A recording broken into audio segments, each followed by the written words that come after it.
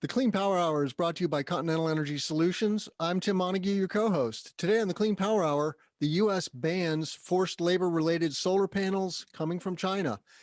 Large-scale simulations show that the U.S. can get close to 100% renewable energy cost-effectively. The roof is on at Tesla Giga-Austin. We're going to show some wonderful video of that project. Clean energy legislation, Oregon is going for it. And Illinois has stalled, unfortunately. Oh, and hey, what about a tax credit for solar panel manufacturing in the U.S.? We need that. Welcome to the Clean Power Hour. My co-host, John Weaver, commercial solar guy. Timothy, I hope you're feeling well. I hope your mental health is doing okay with the what the heck is going on with your politics, dude? I mean, really, it's like here and there, and hey, we're gonna run a special session, and yeah, maybe not. And it's like, oh. Yeah, the politics of clean energy legislation are rough. It is a roller coaster, a solar coaster, as we like to say. They held a special session of the Illinois Senate, and everybody was anticipating that the omnibus clean energy bill would come to a vote. Alas, it did not come to a vote, and it turns out that the reason for that is that the coal lobby, which in this case, those stakeholders are the public utilities, the municipal and cooperative utilities across the state. Half of the United States by geography is co-ops and munis. You just don't know it if you live in a big city, because the big cities are the investor-owned utility territories. But so anyway, at the 11th hour, it did not come to a vote because of the coal stakeholders from the munis and co-ops, as well as labor unions, which are potentially losing jobs when we shutter coal plants by 2035, which is, I think, the goal of the legislation. So no new clean energy legislation in Illinois, but we're going to talk about some legislation that's being proposed in Oregon as well. And so that's that. Yep. I'm rolling with the punches, and I'm rolling with the punches of having just spent 45 minutes talking to you without hitting the recording button. So this is take 2, and I made it 48. I'm proud to say, well, today is episode 49 of the Clean Power Hour, and we have never done that before. So accidents happen. And to let you know, Tim, I had already forgotten about it because we were talking about solar stuff again, and that's just, it's like, solar. But yeah, that was kind of funny. But don't worry about it, Tim. We still like you. So yeah, so interesting to hear about Illinois. I was following it, and I saw one calculation I thought was super interesting, and it's about $625 million that was hypothetically going to be given to 4 nuclear power plants spread over like 5 years. And when I did a rough calc for their electricity generation and got down to about 0.4 cents per kilowatt hour as being the incentive amount.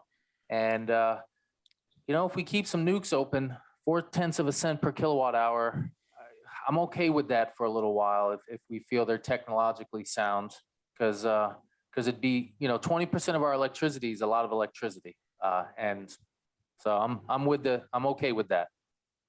When do you, speaking of nuclear power, okay, we have a big nuclear industry here in Illinois, but most places don't, and nuclear power nationally has been stalled since the 70s and 80s, really. First there was 3 Mile Island, then there was the accident in Russia in 1986. I remember that because I went to Norway in 1986 as an exchange student, and wow. There was all this debate in Norway about the reindeer being impacted by the fallout from Chernobyl. And we were eating reindeer once in a while at the student dormitory where I was living as a traditional culinary dish. And so anyway, it's very expensive to build nuclear power plants, but once they're built, I see the case for keeping them running, and it is low carbon power. So we're happy to have that. But I had a question for you. When do you think next gen or what do they call it? Small modular reactors is going to become economical? So I read this story once in the IEEE, and they say the forgotten history of SMRs. And SMRs were the original nuclear reactors, and they kept scaling them up because they weren't cost effective. And that's why we have gigawatt nuclear reactors. And Right. so while we are better, smarter by 1,000,000%, and we have massive experience with SMRs now in nuclear subs and nuclear ships, Yep. I'm not there to say we're going to do amazingly. Well, listen, I'm not going to say we're going to do it soon enough to make me care about it from a climate change perspective. Do I think we can do it? Absolutely. We can do anything. We will 3D print space castles of metal in space made out of asteroids, and we'll live there for generations into the future, Tim. We're gonna own this solar system. But will we build SMRs in the next 10 years and, save us from killing 1 billion people? Yeah, you know what? I got some solar to build, dude. Let's put some money toward the SMRs. Let's support it politically. You know what? I'm not gonna give it any thought. I'm not gonna pretend. My votes won't depend on it in any way, shape, or form to help us. Let's put it that way. I will support giving it some extra cash as a side thought because it's 100 million and it's government money, but I don't feel it. I want Well, to. I think SMRs, you mentioned space and submarines, of course. That's the thing, is we have been doing this on submarines, on nuclear powered submarines, and those things, they can stay underwater for a year. That's an incredible machine. I'm sure it comes at a pretty penny. And the same thing for space. It's like, if you're going to build a space base on Mars, I want SMRs. Yeah, you can build solar fields too, but for so many reasons, you want alternatives, and small modular reactors makes perfect sense for space exploration, I think. So I do think that we'll see that industry blossom one way or another. But right now, we just need to deploy more wind and solar and lithium ion because we have the technology, it's cost effective, and NREL is proving it once again, which we're going to talk about a little later on the show. But the big story today is that the White House has issued a somewhat of an ultimatum to China, right? New U.S. government actions on forced labor in Xinjiang province in China. What's the story, John? Thank you for bringing this to our attention. The company that manufactures 16% of the world's solar polysilicon has been put on a do not import list. Any product that comes from them is not allowed to come to the US, or any product that contains its product, for instance, polysilicon. So 16% of the world's solar panels are no longer allowed to be imported to the US. At a very high level, that's just fine because we import about 10% of the world's solar panels. So, we make about 4, 5, 6%, something like that. It's not, it could be good or bad. It could be good in that we finally, we're attacking this, and this is something significant that we need to look at. You said it prior, it's 2021, dude. We got to get better as human beings. We have to be a better species to each other. And the whole, progressive, keep the species alive, be green, environmental thing. Well, that's, used to be only solar. Now it's about keeping the species alive. And, who the hell cares if we keep the species alive if we treat each other like assholes? And so we have to do this. We really got to figure out. I've heard that it's going to be very challenging to trace the silicon because the way people buy it, sometimes it moves into spot markets. It'd be very easy for China to redirect all of this product in state to its own products that are being built for its own projects. So maybe there won't be anything other than a weird shuffling of the supply chain. But right now it's in the air. And you, Timothy, as a solar professional, you have to be conscious of your costs and your delivery schedules because, your distributors may have to reshuffle some things. They're probably going to be fast, but I don't know. This is 16%. This is, what is that, a seventh or something like that of capacity? That's something. Yeah. And what we're talking about is the Uyghurs and prisoners and other minorities, being forced to perform labor for a host of companies. This calls out Hoshine, Xinjiang, Dachau, Xinjiang East Hope Non-Ferrous Metals, and something called GCL New Energy Material Technology. GCL is a big time company. GCL is actually, in my opinion, of those companies, other than Hoshine, GCL is huge. They're one of the world's largest everythings. So that's a big name. That's the GCL that makes solar panels, right? So we've used GCL solar panels, and that's a very good product. But there are entities, as like Clean Energy Associates is a good example of a firm that does this type of due diligence, tracing materials and verifying the origin. And I think that it is verifiable. And I think that this is going to cause some change, some structural change in China. But, come on, China, you've got plenty of labor. You don't have to use forced labor. And, of course, China is in the process of modernizing and industrializing, right? And so wages are going up and standards of living are going up. Well, we want that. We want a global living wage for everybody. Every human on earth needs to have a living wage. And if that means that solar panels are more expensive, so be it. It's not acceptable to have cheap solar panels if they come on the backs of millions of people. Kind of defeats the purpose. I mean, yeah. This stuff needs to happen. This is geopolitics.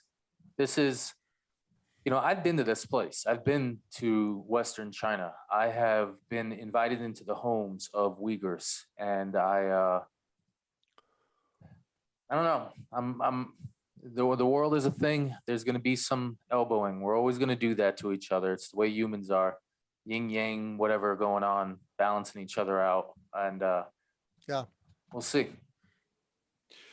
So moving on, we have a great story from NREL. A group of scientists at NREL have done some simulations, and they've concluded that large-scale simulations show the U.S. can get close to 100% renewable energy cost effectively. They point out, however, that the final few percent drive a nonlinear increase, meaning the price goes up. But you have a very interesting analysis of this, and so I want to rehash this. And we have been wrong for a long time, John. The story points out that 2 decades ago, some scientists were skeptical that we could integrate more than 20% renewable energy on the U.S. grid. Right now, it's common parlance that you can easily get to 80%, but 80% is not enough. So, how do you get from 80 to 100, and at what cost? Well, I've been following this, writing with PV Magazine. I get a chance to see these research papers, and it's part of my job to cover them. And this 80% thing has been hit on by a whole bunch of people. Multiple groups have been saying, ooh, 80, ooh, 80. And it's a nice big round number, and it's really beautiful. Like, for instance, a few years back, Ken Caldera, he wrote a geospatial analysis of the United States. And he looked at the 3 grids, and he said, listen, with no major grid upgrades, we could get to 80% wind plus solar if we had 12 hours, about 5.4 terawatt hours, but 12 hours of power grid backup. 80%, that's 5.4 terawatt hours. And just in 10 years, we'll make that every year for the planet. And then it lasts for 20 years, of course. So it's the 80% number matters. And if you go back to that article, there's a chart right where you're at the end of it, and it shows the cost that it's going to take us to get to this. And one of the things what they talk about in the article is having a carbon tax. And as you get, and the right chart shows the carbon tax. So when you get to that last 100%, that last dot is $930 per ton. That's like 20 cents per kilowatt hour. I mean, that'd like double, triple the price of electricity. We'd have some challenges. We'd have some changes in lifestyle if that's what it was. But if you look at the article and you read the finer print, and this is what I'm going to do when I write on this one, I just, Paul Denham, one of the authors, he sent me a copy of it so I can get the full data. But if you look at the progression of system cost, that's the left article, the cost of the total energy will increase when you go from 90, 95 to 100%, where on the right, you see this gigantic jump. But to go from 95 to 100%, it's going to cost like 0.4 of a cent. Like that's really where the number goes. It goes from 0.3 of a cent, pardon me. So the system cost is $36 per megawatt hour. That's 3.6 cents. That's for 95%. To get that last 5%, another 0.3 of a cent. So 3.9 cents per kilowatt hour gets us to 100. And it absorbs that 99 to 100 because it's a weighted average. Because if you look at the chart on the far left, it's zero. You know, we're at 60%, it's nothing. 70%, it's nothing. 80%, it's nothing. And then it doesn't start to jump until we go from 80 to 90. Then it jumps more, 90 to 95. So that all just kind of gets absorbed into the system. And yes, the last chunks will be expensive, but that's cool because it won't be a lot. So yeah, we'll have to have a few really expensive things going on to fine tune it, but the net average will be good. We'll just have to, you know, add a half a penny, 0.3 of a cent. And, you know, Tim, earlier, I've just found some very consistent mathematical philosophy from me, Tim. I was emotionally okay with 0.4 of a cent to keep a bunch of nuclear reactors open. Just like I'm emotionally okay with 0.3 of a cent to fund the last couple of percent. So maybe we should just keep 20% of our nuclear reactors or our nuclear reactors running as long as we can, because maybe they'll soften up those end numbers. Because remember, this is a 100% renewable grid. If we keep 10% of our nukes running, we're at 90%. There's barely any increase. So I don't know. It's I love these research. This is from NREL. NREL is awesome. I'm happy to pay tax dollars to NREL. I've been to their Boulder, Colorado place, and it made me feel like a child, and it was wonderful. Yeah, it's a cool place, and they do a lot of interesting research, both, you know, theoretical modeling, but also very practical, right? They take solar panels and they put them out in the sun and they watch what happens for 40 years. And they do that with scientific rigor. And we need this information because nobody wants a solar panel that's only going to last 10 years, even if they say it's going to last 50 years. But the reality is that the solar panels do last longer and keep producing longer than anticipated. So that's good. Yeah, it's curious that NREL didn't do the analysis that you've done and the incremental cost of energy when you average it out, right? That's Oh, I did. No, they did do it. I took those numbers from them. So, because it seems like they don't drive that point home enough in the article. It seems like they're like, yeah, whoa, this is going to be a little bit of a gnarly ride, and we really need the cost of green hydrogen to come down in order to, you know, to make this transition. And green hydrogen will come down, but I don't know that has to happen. That's because these are scientists who are worried about perfection, whereas I'm a political scientist who knows how the meat will react when we look at the mixed numbers over the long game. These guys exist in the future. They don't exist with us normies. These are like futuristic research people who imagine the year 2042, the first thing they wake up. And it just so happens that they live in the year 2021. But that's only one dimension, a few dimensions. They're physical dimensions. They're spatio-mental chemical dimensions. They exist far, far away from us. And these 99% efficiencies stress them out, which is why they're wonderful. We need them. Yeah.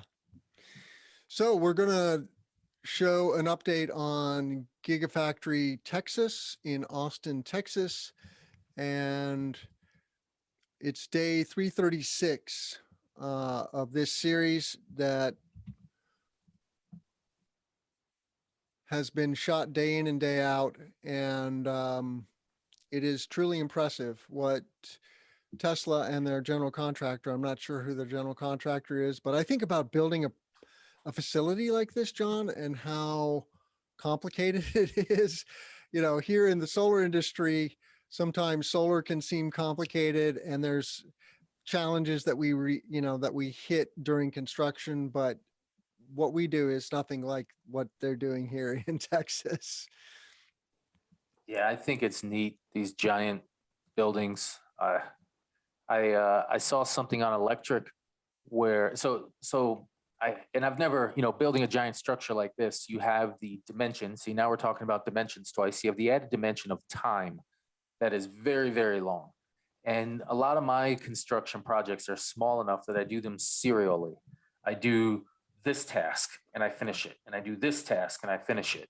A 200 kW might have a few guys up there. Sometimes the electrical guy who's separate from the mechanical team, they'll work in parallel. But even then, the electrical guy likes to come in at the end. With a building like this, I bet you there's 50 different stages of construction going on. 100, I have no idea. It's just a giant building. And there's some people who are doing the first prep work on breaking some dirt somewhere. There's some people who's digging the first hole for running a wire.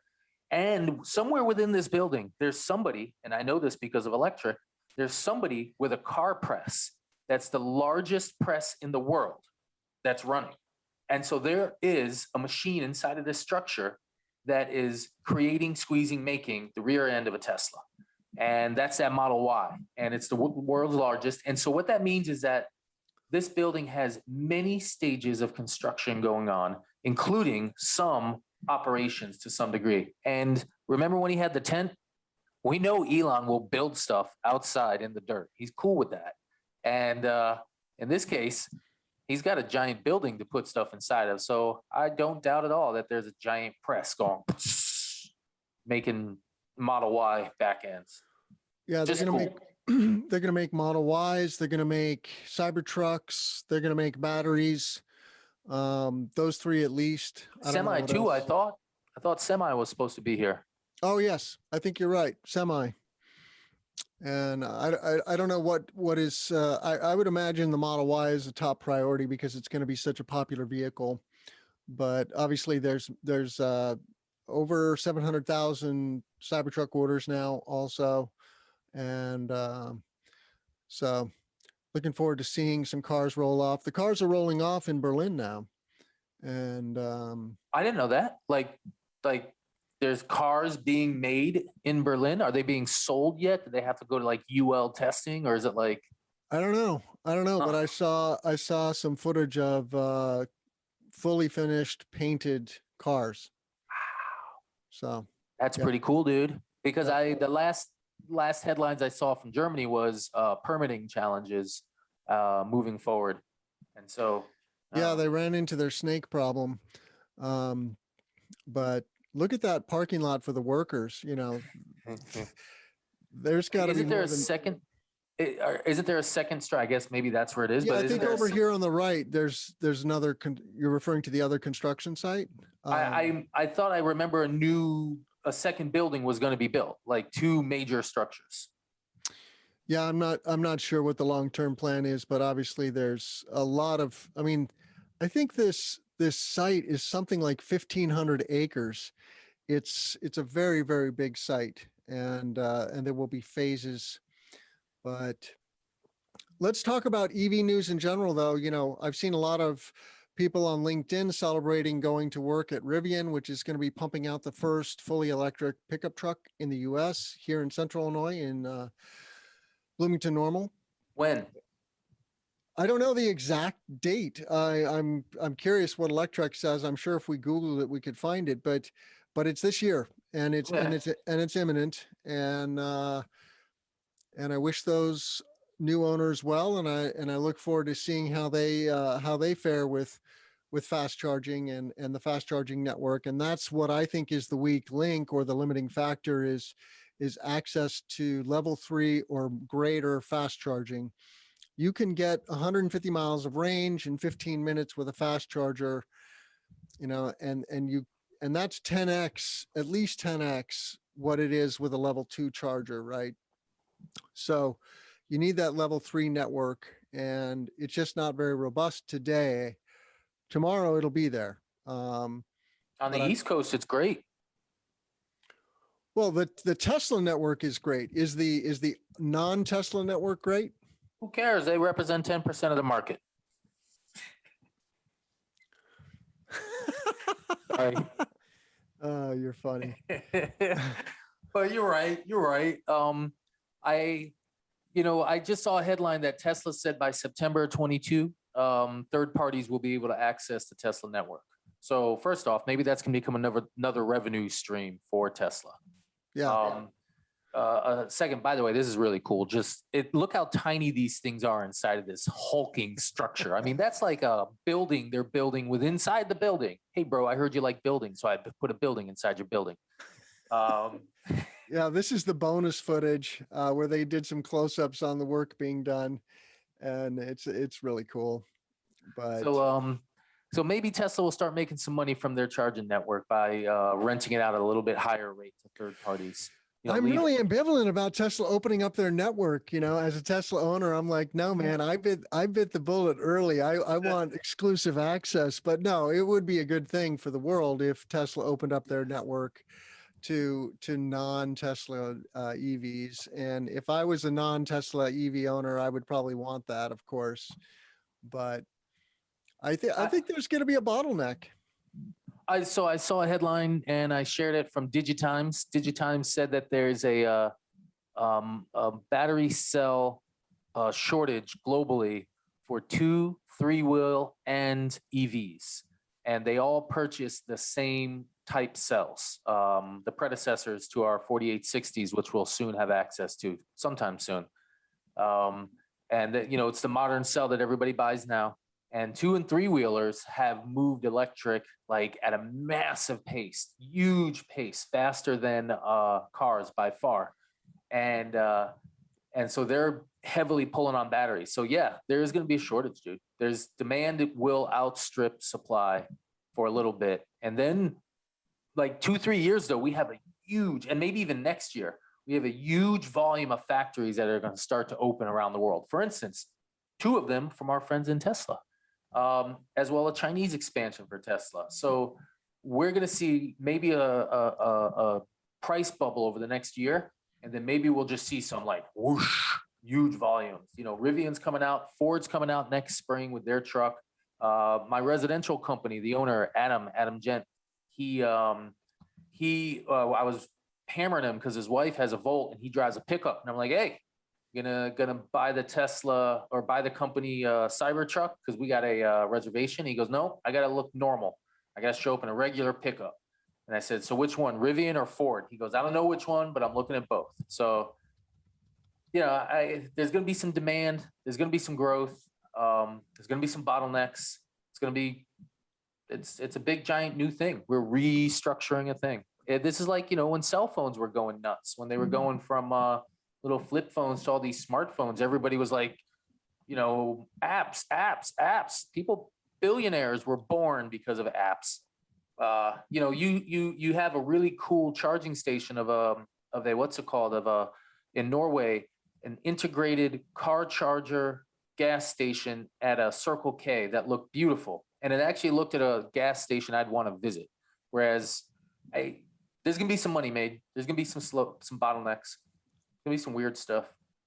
It's cool though.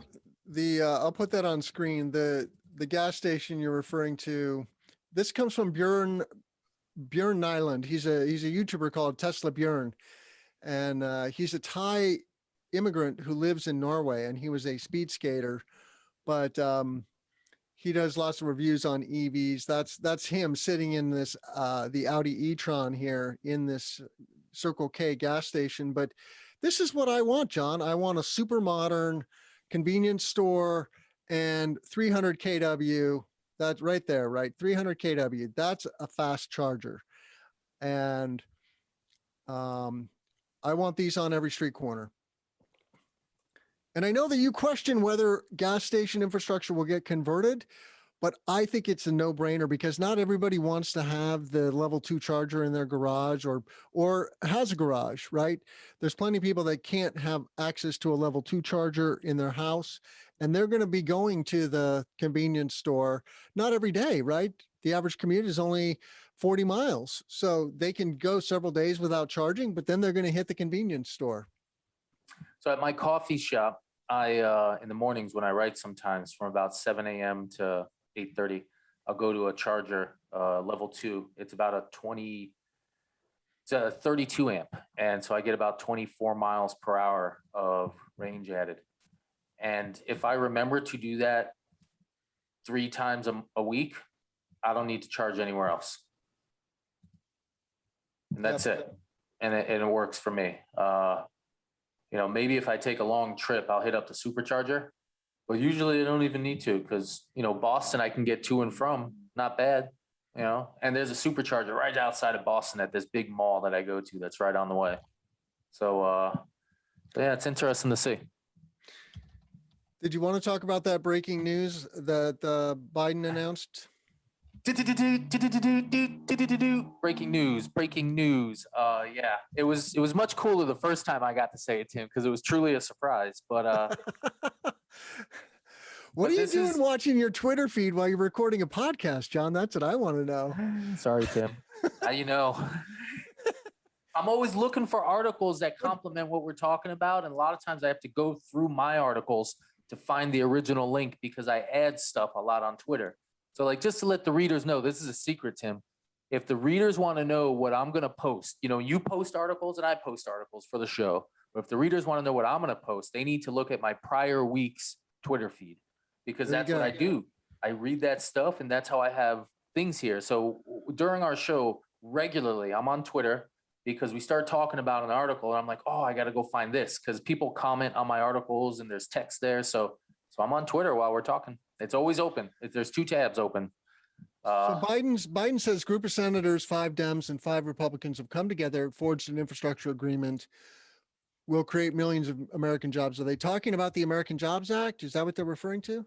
Technically, I don't know. That's my only indication to get a little more exciting because he says the millions of American jobs. We're talking about the American Jobs Act. Jobs. So if this is the American Jobs Act, then the reason this is this might include the solar ITC extension or PTC and the fact that it turns into a direct pay. So first off, did you know that are you familiar with this legislation and what's dancing around? Not intimately, but yeah, I mean, it's a huge infrastructure bill, right? Are you familiar with the solar portion? Well, I'm just going to talk about it because our readers want to know. Our listeners want to know, watchers too, I guess.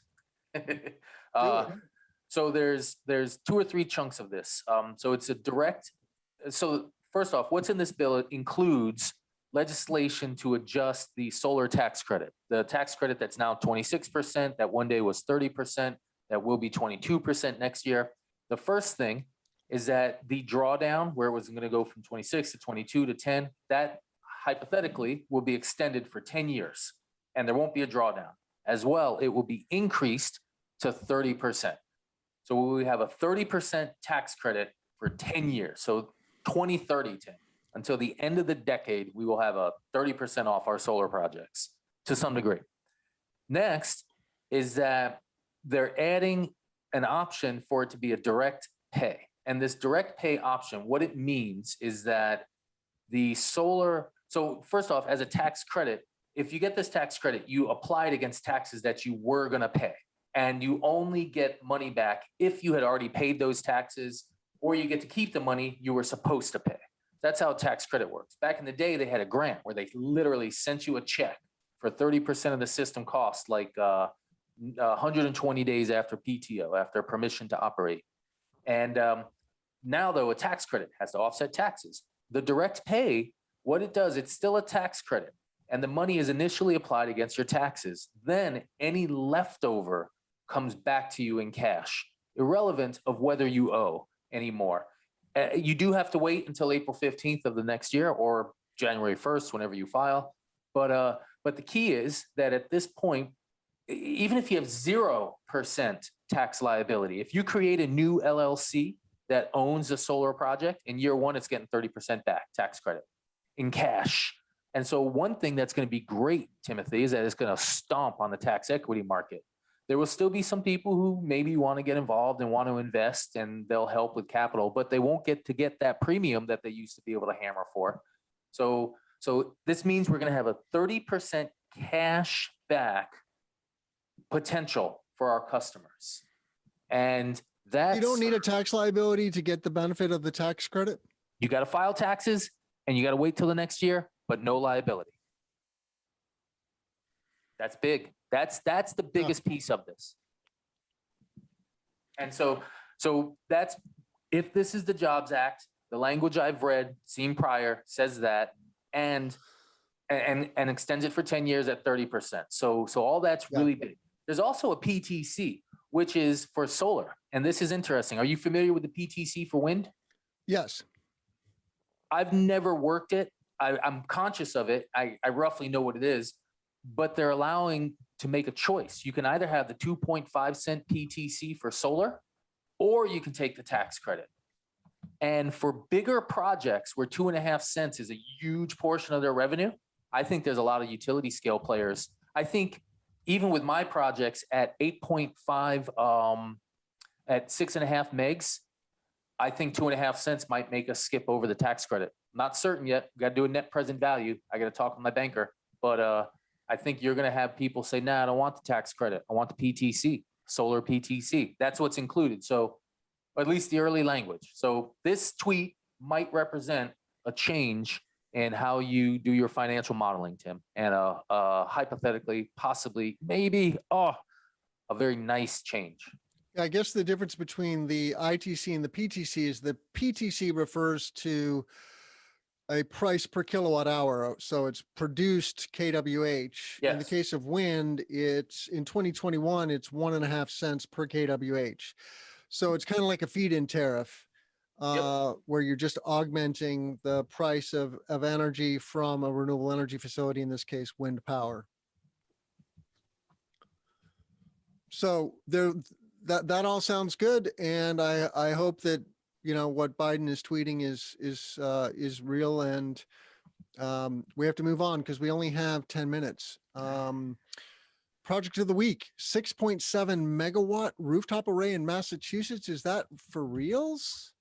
So first off, I call fake news. I'm upset at this, Tim. This could have been my project, and it could have been my project because the company that did it, their name is right there. You can see their name right there. Enter Solar. They're a cool company. Their owner, former owner, was Paul Ahrens, PR guy from New York City. Their office was downtown NYC. Cool, beautiful little spot. I interviewed with them in the summer of 2017, and they declined my employment. Broke my heart. I've always wanted to work in New York City, and I was going to be their Massachusetts guy.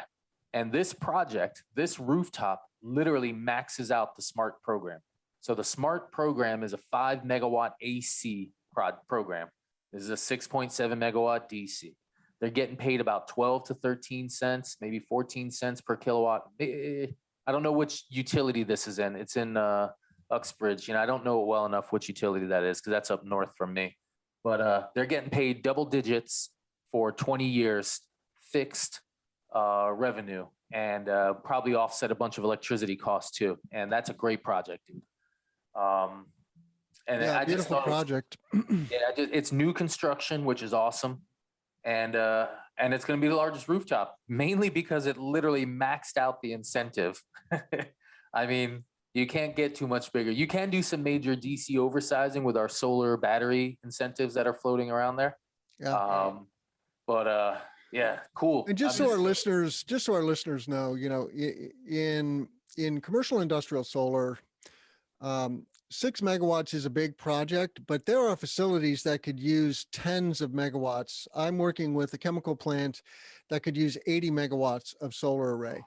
And it's often with a large factory that you could exceed 5 megawatts. And it doesn't say what this is going to offset of the facility's power, I don't think, but, and they may not truly know because it's new construction. But anyway, we have a 2 megawatt AC limit here in Illinois. That means 2.4 to 2.8 megawatts DC. And that feels big still. Certainly in the Midwest, that's big, but it would be great to have a 5 megawatt limit. Not that there's a lot of rooftops that will accommodate 5 megawatts of solar. That's the other thing, is you're often constrained by the rooftop. Here it is a nice clean roof. You do see some skylights on there. It looks like skylights anyway, but this is just a rendering of the project. It's because it's not built yet. So, well, kudos to Intersolar, now part of the EDPR family, I believe, right? Is it EDF? I don't know, but they got bought by a big. Oh, it's EDF. Yeah, it's EDF. Yeah. Sorry, EDF Renewables, not EDPR. There's too many EDs in the solar space. Good story though, and beautiful project. I'm glad that you don't work for Intersolar, because I probably would not have you as my co-host if you did. So I think one of the reasons they turned me down is because of me being this person who was writing and way out there in this borderline industry personality. And I think their marketing guy smashed it because they told me, hey, we don't know if you're going to be here in a few years. I was like, damn it. I said, this is my thing. This is my jam, but whatever. Yeah. I love it. I love where I'm at now. So we referenced the clean energy, or the that Oregon is getting some new clean energy legislation. This is just still in the works, but Oregon bill targets 100% clean power by 2040. And you know, one of the things that I learned by looking at this story is that back in 2016, Oregon sunsetted their coal plants, and so Oregon is coal free, and they're already getting a huge percentage. I got to find the section here of their power from hydro, right? Yep. But Oregon is not. Hydro is 37%, and 27% was coal. That's stepping down now. I don't know when they're getting rid of all their coal, but they're getting rid of all their coal already. And then 25% natural gas, 5% wind, 3.5% nuclear. So Oregon is already quite clean as U.S. states go because of their hydro resources. And I mean, I can't hold a candle to that, even though I have 50% nuclear here in Illinois, I guess. So maybe I can hold a candle to that. Saved by the nuclear industry again. Yep. But yeah, in the solar industry, Oregon has just kind of been a relatively sleepy market, but this will energize it. Do you have any thoughts on Oregon? So one is that I think Oregon is going to have floating wind. Two, I'm worried about the hydro with all of our droughts. I literally just read something in the last day or two that said they're going to tear down 4 dams on the California-Oregon border. I didn't know exactly why, but you know, we got a lot of hydro in the U.S. It's almost, you know, it's 7-8% of all of our electricity, and I don't want to lose it. 3, there's a pretty cool solar plus wind plus battery system in Oregon. So I've covered them a bit, and the main utility in the state is a Warren Buffett-owned facility, and they've done some good maybe some honest cost analysis of solar, wind, and everything going forward, and their numbers look solid. And I think their coal retirements are like through the end of the decade. It could be even through 2025, 2026. I remember reading their IRPs, so it's cool state, and I know the whole Pacific Northwest has a lot of hydro, which is a great place. We should start planting some polysilicon factories and just start pumping it. You know, give them all 50% discount on their electricity, and let's see how things work. Yeah. Well, let's wrap up with a story that you wrote on the Commercial Solar Guy blog. That's me. I didn't realize in the pre-show that this was your story, so I'm happy to cover it. But half of the U.S. electricity CO2 free in May. That is a compelling headline. What's the story? And I'll put this on screen. So scroll down to a chart. You're going to see like a graph, sideways one showing months and some up and down. So roughly, every month I cover the electric power monthly that comes out of the Department of Energy, EIA. And so first off, that chart right there is a chart of solar PV as a percent of all U.S. electricity. And you can see in March, and first off, look at March. This is 2 months ago. So they're always 2 months back. So sometime in the next few days, I'll get the April numbers. But if you look at March, it almost equaled April and May of last year. And look at where March was last year. So first off, solar is going to pop. I predict that solar will gain on 5.5%, maybe 6% of all electricity, which might be a record month in May. May is always the shoulder month where our percentages are the biggest because it's before we turn on the air conditioners and the gas furnaces have to turn up. So here, this chart is all CO2 free electricity. And this is why you have me thinking about hydro, because I literally just wrote this article. This is 20% nuclear, 7% hydro, 8-9% wind, 4-5-6% solar. And if you look, last May, we had 46.5% CO2 free. This March, we had 45.8.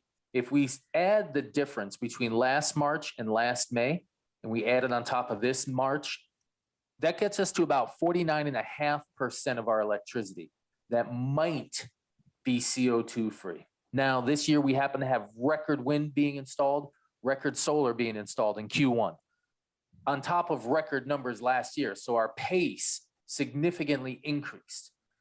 The one big negative, we have two big negatives in our numbers this year. The first big negative is that we have a bunch of hydro down. Well, the first big negative is that we shut down a 1 gigawatt nuclear power plant in New York at the end of April. And that's going to whack a gig, which is equal to 4.5 gigs of solar. So all of our Q1 numbers of solar just got whacked by shutting down this one nuclear plant, Indian Point. So there's that.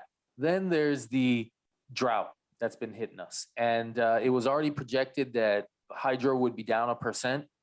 And now the drought is kind of hit. And maybe that's going to mess up our Western USA numbers. But we're going to get close. We're going to get close to 50% of our, look at that. That's the nuclear unit falling off right there. What a thing. So we're going to get real close. We're probably going to be above 49%. Maybe we'll hit 50%. We're going to be close. It'd be cool to say in May of 2021, we were 50% renewable or clean CO2 emission-free electricity. It'd just be a nice emotional thing because it won't happen again until next year. And next year, we're going to blast by it because we're installing record volume again this year. So maybe we sneak over it this year, but next year we hammer it. Yeah, it's interesting that just 1 gig of nuclear can have such an impact. But it's basically good news, though, right? That CO2 free is a growing phenomenon, and there are challenges. That is an interesting analysis of the hydro situation. Also, you wouldn't necessarily think that hydro capacity would ebb and flow with droughts, but I guess it makes sense. They've shut down some hydro facilities. Like there are literally hydro units and Lake Mead, which is like they might shut down the Hoover Dam, dude. Seriously. And that's huge. So, John, how can our listeners reach you, the Commercial Solar Guy? Well, a lot of times I'll be outside of New Bedford downtown drinking a beer between 5 and 7 p.m. So just come to Purchase Street and yell my name. There you go. Or you could go to my website, commercialsolarguy.com. I'm on Twitter. I'm on LinkedIn a bunch. We'll build solar for you in Massachusetts and Rhode Island. We'll consult anywhere, and we'll help you develop we're working on a lot of, we're moving forward with maybe an investment and some big partners to help bring bigger projects forward. So if you got land, if you're whatever you're interested in, I'm trying to pay some bills. Give me a call. And you can reach me at cesnrg.com/podcast. That's where all of this content resides. Please hit that red subscribe button. Here's all the clean power hours that we bring to you week in and week out. And then we're bringing you a solar podcast or two with people like Lexi Hain of the American Solar Grazing Association and Mike Silvestrini of Energia, doing impact investing with solar projects in Brazil and Africa. Really cool stuff. Excellent resources like Ken Meehan and New Project Media. If you're looking for project data and intelligence on solar and storage projects or solar wind and storage, go to New Project Media. So check it out, cesnrg.com. Please subscribe to the channel, share it with your friends, give it a thumbs up. All of the Clean Power Hour content is also on podcast platforms now, including Spotify, Apple Podcasts, Google Podcasts. So your favorite podcast player will bring you the Clean Power Hour. I want to thank you, John, for being here and putting up with my shenanigans week in and week out. And I will see you from Newark Airport next week in the Tesla, broadcasting live. That'll be a little different, I think. So looking forward to that. Let's grow solar. I'm Tim Montague.